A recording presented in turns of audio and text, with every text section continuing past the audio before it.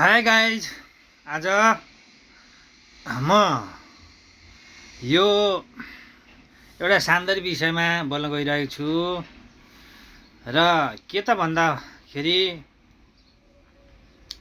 हामीले अपनाएका राजनीतिक सिद्धान्तहरू भए,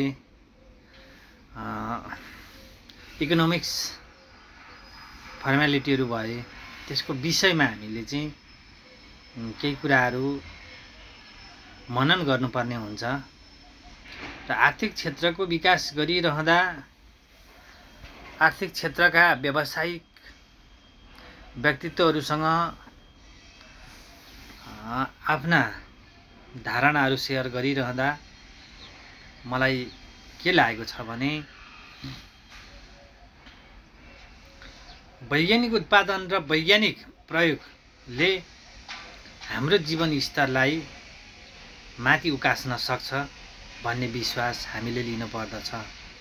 जहाँ विश्वास हुन्छ त्यहाँ सफलताका सम्भावनाहरू बढीभन्दा बढी हुन्छन् भन्ने विश्वास मैले लिएको छु।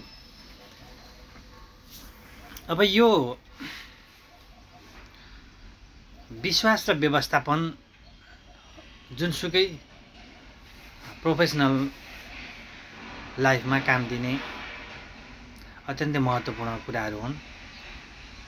एउटा व्यावसायिक जीवनलाई सफल हिसाबले अगाडि बढाउनको लागि विश्वासको अत्यन्तै ठुलो भूमिका हुन्छ। हामीले गरेको काममा पूर्ण रूपमा विश्वास लिएर अगाडि बढ्नु पर्दछ। यदि हामीसँग विश्वास भएन भने त्यो चाहिँ के हुन्छ भन्दा विश्वास र व्यवस्थापन, कुनै पनि कामको व्यवसायको राम्रो व्यवस्थापन भयो भने मात्र त्यसले राम्रो चाहिँ हामीलाई प्रफिट अथवा नाफा दिन सक्छ भन्ने हामीले बुझ्नु पर्दछ र यो ज्ञान हामीसँग हुनुपर्दछ।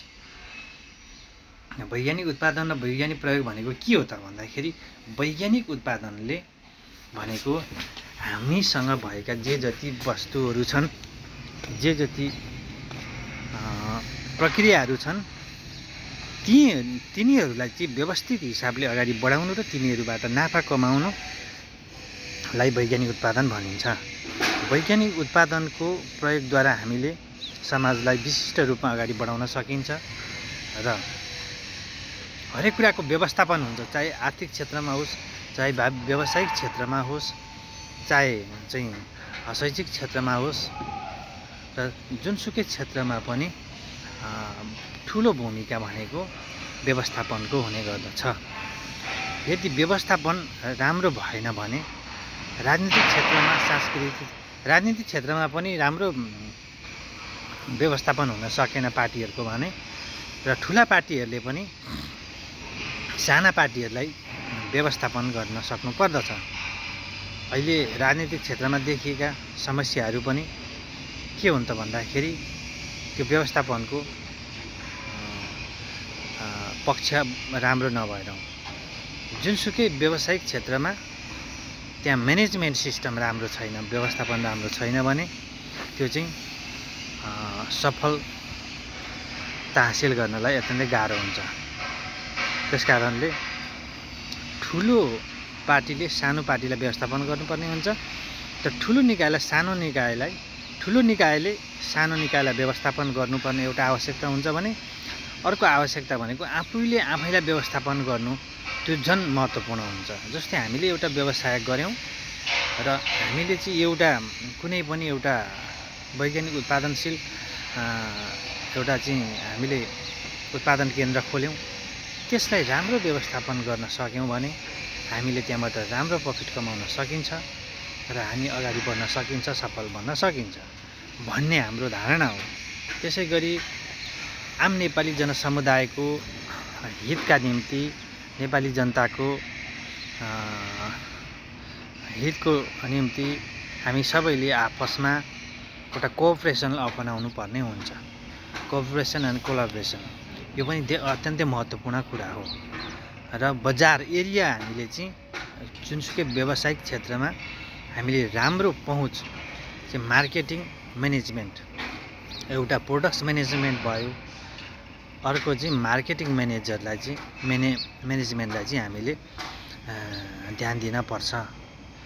हामीले पहिलो कुरा त हामीसँग उत्पादनलाई हामीले व्यवस्थित गर्न पर्छ र भएको उत्पादनलाई मार्केटको चाहिँ एउटा चाहिँ व्यवस्थापन गर्न पर्छ।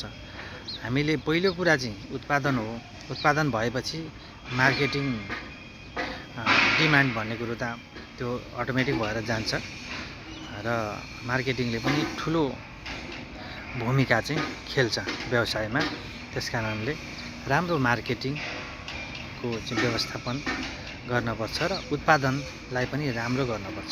सबै चिजलाई क्वालिफाइड बनाइयो भने, सबै कुराको गुणस्तरलाई राम्रो बनाइयो भने व्यवसाय चाहिँ दीर्घकालीन हिसाबले चल्न सक्छ भन्ने हाम्रो बुझाइ हो। हस्त, धन्यवाद, thank you, have a nice day.